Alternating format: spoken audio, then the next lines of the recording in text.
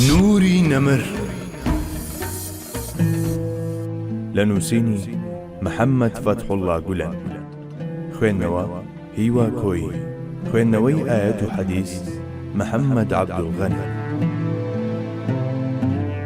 بانگێشکردنی ومەتەکەی بەرەو ئەمنیەت.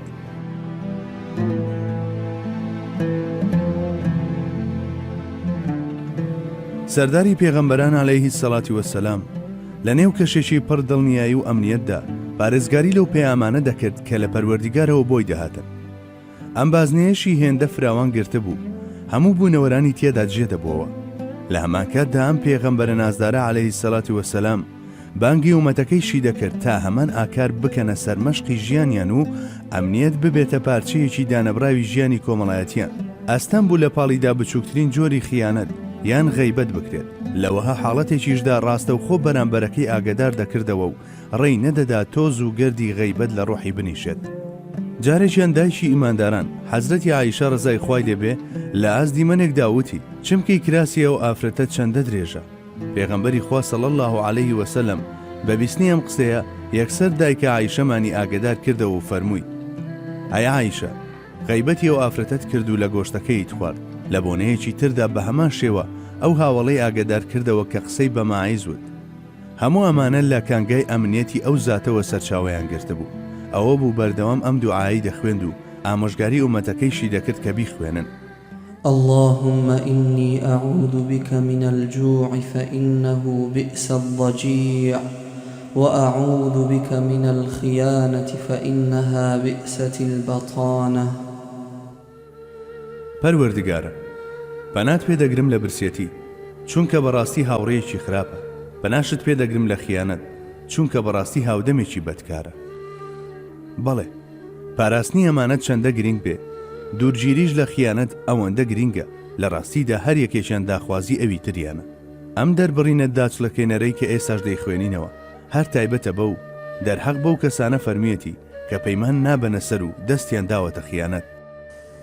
إذا جمع الله الأولين والآخرين يوم القيامة يرفع لكل غادر لواء فقيل هذه غدرة فلان بن فلان. لە ڕۆژی دواییدا کاتێک خوای باڵا دەست پێشینە و پاشینەکان کۆ دەکاتەوە، بۆ هەر خیانەتکارێک ئاڵایەک بەرز دەکاتەوە و دەوترێت ئەمە ناپاکیەکەی فڵانی کوڕی فیسارە. پێغەمبەری سەروەرمان عەلەیهی سەڵاتی وەسەلام دارای ڕۆحێکی ئەوتۆ بوو کە بەڕووی هەموو خراپە و چەوتێکدا داخرا و سەرمۆرکراو بوو. لە بەرامبەریشدا بەڕووی بچووکترین چاکەدا، تەنانەت ئەوانەش کە بەلاوەچی دادەنرێن، دەواازەکانی ناخی خست بووە سەرپشت و هەموو هەستان و دانیشتێکی تەژی بوو لە هەستی چاکەخوازی. تەواوی ژیانی مبارەکی لە نێو کەشتی دڵنیایی و متمانەدا بەسەر برد. جا بۆیە مرۆڤایەتیش متمانەی پێکرد و پشتی پێبەست. ئەو بەدبەختانەشی پشتیان تێکرد، هەڵخەڵەتان و هەر لە ڕێدا پەچیان کەوت. بەڵام ئەو بە وێنەی فریشتەی پارێزەر هەمیشە لە خەمی ئومەتەکەیدا بوو. ئەوە تا هەرچێ هەر کاتێ لە هەر هەلو مەرجێکدا لە دەرگای ئەو سەروەرەی دابێ هەموو جارێک دەنجی لە بەیکەی لێەوە بیستووە. هەروەک چۆن حەزرەت مرۆڤێکی متمانە پێکراو بوو، خۆیشی هەر بەو جۆرە متمانەی ڕەهای بەخوای گەورە هەبوو، لە هەموو جوڵەیەکیدا پشتی پێدەبەست. متمانە و تەوەکل بریتیە لە عروج و بڵندبوونەوەی ئەمانەت لە پێغەمبەرەوە بۆ خوای گەورە. نازڵبوونی ئەمانەتیش لەلایەن خوای گەورەوە لەسەر شێوەی ئەمنیەت و دڵنیایی لە پێغەمبەری خوادا ڕەنجی دەدایەوە. جا بە یەکگرتنی کۆتاییەکانی ئەم دوو کەوانەیە متمانە و دڵنیایی هەمەچی و سەرتاسەری بەرپا دەبوو. سەرجەم پێغەمبەران عەلەیهی سەڵاتی وەسەلام بەم خەسڵەتە تەوەکل و متمانە بە پەروەردیگار سەرفراز کراون.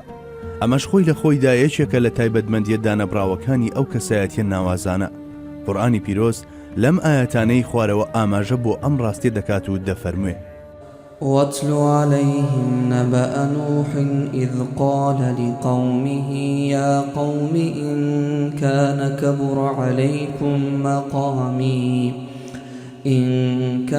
كبر عليكم مقامي وتذكيري بآيات الله فعلى الله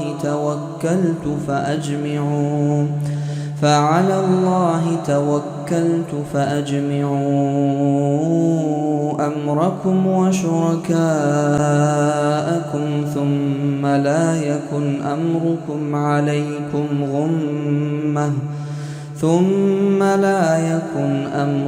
عليكم غمة ثم اقضوا إلي ولا تنظرون.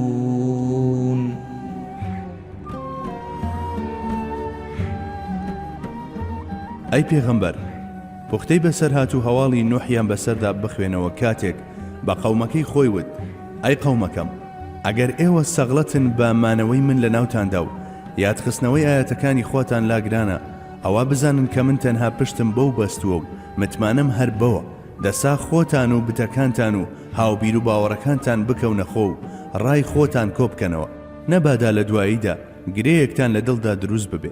اینجا ئەو بڕیارەی داوتانە جێبەجێ بکەن، هیچ باکم پێتان نییە، هیچ ماوەشم مەدەنێ.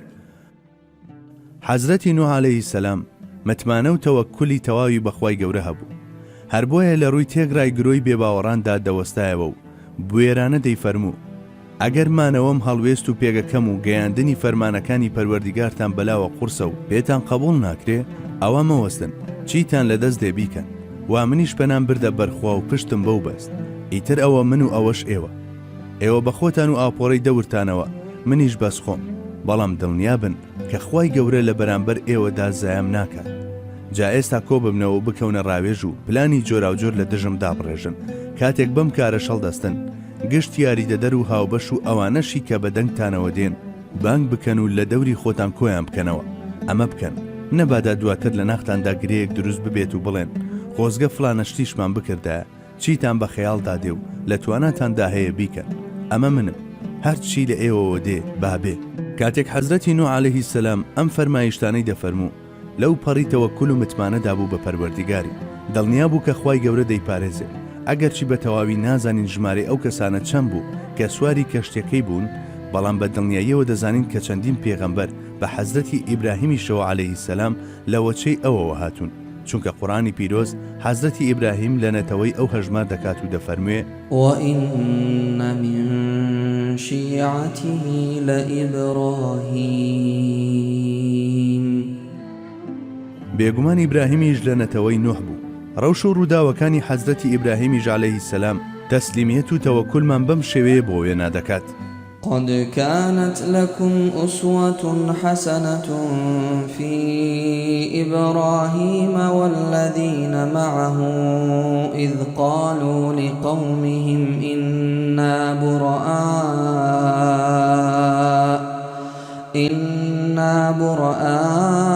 براء منكم ومما تعبدون من دون الله كفرنا بكم وبدا بيننا وبينكم العداوة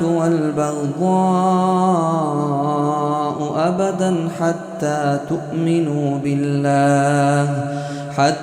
تؤمنوا بالله وحده إلا قول إبراهيم لأبيه لأستغفرن لك وما أملك لك من الله من شيء ربنا عليك توكلنا وإليك أنبنا وإليك المصير. بەڕاستی لە حەزرەتی ئیبراهیم و ئەوانەی لەگەڵی دابوون سەر مەشق و نمونەی چاکەیە بۆتان. ئەوان بە گەلەکەی خۆیانیان وت: بەڕاستی ئێمە لە ئێوەش و لەو شتانش کە جگە لە خوای باڵادەست دەیان پەرستن دوور و بەرین، هەر ناشتان ناسین، هەتا ئەو کاتەی باوەڕ دەهێنن بە خوای تاک و تەنها. لە نێوان ئێمە و ئێوەدا دوژمنایەتی و ڕقێکی بەردەوام لە ئارادایە. جگە لەو بەڵێنەی کە ئیبراهیم دای بە باوکی و وتی: بێگومان داوای لێخۆشبوونت بۆ دەکەم، بەڵام توانای پشگیریم نییە لە هیچ شتێک کە لەلایەن خواوە بەسەر تابێت. اینجا وتیان: ئەی پەروەردیگارمان، پشتمان بە تۆ بەستووە و ڕوومان کردووەتە تۆ، گەڕانەوەشمان هەر بۆ لای تۆیە. بەڵێ، حەزرەتی ئیبراهیم و ئەوانش کە لەگەڵی دابوون لە دژی کوفر یاخی بوون و لە ڕووی کافران داوەستانەوە وتیان: ئێمە فەرسەخ لەو شتانە دوورین کە جگە لە خوای گەورە دەپەرستن. ئێوە و سەرجەم ملهوڕەکانیشمان وەلاناوە، هەرچی دوژمنایەتی نێوانیشمانە تا دێت پەرەدەسێنێت. جاخۆ لە ڕاستیدا ئەم دوژمنایەتی هەر لە سەردەمی حەزرەتی ئادەم عەلەیهی سەلام تاوەکو ڕۆژگاری ئەمڕۆ هەر بەردەوام بوو. ئیمان و کوفر هەر لە یەکەم ڕۆژیانەوە دوژمنی یەکتری بوون و مەحاڵە لە یەک شوێندا جێیان ببێتەوە. بۆیە بە دڵنیاییەوە کوفر بەرۆکی ئیمان دەگرێ و چاوی پێی هەڵنایەت. ئاخر نەیاریکردنی ئیمان لە سروشدا پنجی داکوتاوە. بەڵێ دیدەی شەمشەمە کوێرایی دادێ بەڕووناچی، جا لەبەر ئەوەی چاوی کوفر ڕانەهاتوە بەڕووناچی، ئەوە بە وێنەی شەمشەمە کوێرە بە نووری ئیمان و پێغەمبەرایەتی بێزار دەبێت. هەروەها ڕاشی گەیاند کە هەتا ئێوەش وەک ئێمە باوەڕ نەهێنن بە خوای گەورە و پشت بەو نەبەستن، هەرگیز دوژمنایەتی نێوانمان دوایی نایەت. هۆکاری ئەمەش دەگەڕێتەوە بۆ ئەوەی کە ماهیەتی کوفر لەگەڵ گومڕایی و ساد و سڕیدا شێڵدراوە. بابای کافر بە چاوی دوژمنایەتیەوە دەڕوانێتە بوونەوەرە. هەرچی ڕۆحی مرۆڤی ئیمانداریشە کانگەی مرۆڤایەتی و دۆستایەتیە. ئیماندار بە پێچەوانەی کافرەوە گەردوون بە لانکەی برایەتی بەدیهێنراوان دەبینێت. هەمیشە لە هەوڵی گەڕانیدایە بە دوای دۆزینەوەی خاڵی پێکگەیشتن و سازاندنی کەشێکی گفتوگۆ ئامێز لەگەڵ هەموواندا، لە کاتێکدا کە ئەمە حاڵی ئیماندارە کەچی کافر چێژ لە شەرفرۆشتن و تێکدان وەردەگرێت. جابەهاتنی ئەو ڕۆژەی کە تیایدا هەمووان باوەڕ بەخوای گەورە دەهێن و مەشغەڵی ئیمان لە ناخیاندا دادەگیرسێ، ئاشتەوایی و ئارامێکی گشتگیر باڵ بەسەر هەموو لایەکاندا دەکێشێ. چاوەڕوانکردنی ئەم ئاشتەواییەش لە کوفر و کافران جگە لە خەفڵەت و ساویرکەی چیتر نییە، چونکە کوفر بەدەر لە پێکدادانی گەل و نەتەوەکان شتێکی تری پێ نییە تا پێشکەشی مرۆڤایەتی بکات. هەر بۆیە قورئانی پیرۆز وتەکانی حەزرەتی ئیبراهیم کە بە باوکی وتووە وەک حاڵەتێکی تایبەت باز دەکات. قسەکەی حەزرەتی ئیبراهیمیش تەنها ئاوات و خواستێک بوو لە بەزەی و سۆزە بێ ئەندازەکەیەوە سەر چاوەی گرتە بوو. وێڕای ئەمەش ڕاستەوخۆ بە دوایدا زۆر بەڕوونی دەری بڕی کە لە بارەگەی پەروەردیگاردا هیچ شتێکی لەدەست نایە بۆ باوکی. لە پاش ئەمەش متمانە و تەوەکولی کامڵی خۆی دووپات کردەوە و فەرمووی پشتمان بە تۆوە بەستووە و ڕوومان کردوێتە تۆ. بەڵێ ئەگەر بە وردی بڕوانی نەژیانی پێغەمبەران ئەوە بۆمان دەردەکەوێت کە تەوەکول و پشتبەستن بەخوای گەورە لەواندا لە ترۆپکدایە. تەوەکولی ئەوان هەرگیز هاوشێوەی تەوەکول و پشت ئەستوری کەسانی ئاسایی نییە، چ جای ئەوەی ئەم تەوەکولە تەوەکولی سەرداری پێغەمبەران بێ. بەڵێ تەوەکولی پێغەمبەر صلی الله علیه وسلم لە چاو پێغەمبەرانی تردا دارایی فراوانی و قوڵیەکی تایبەتترە.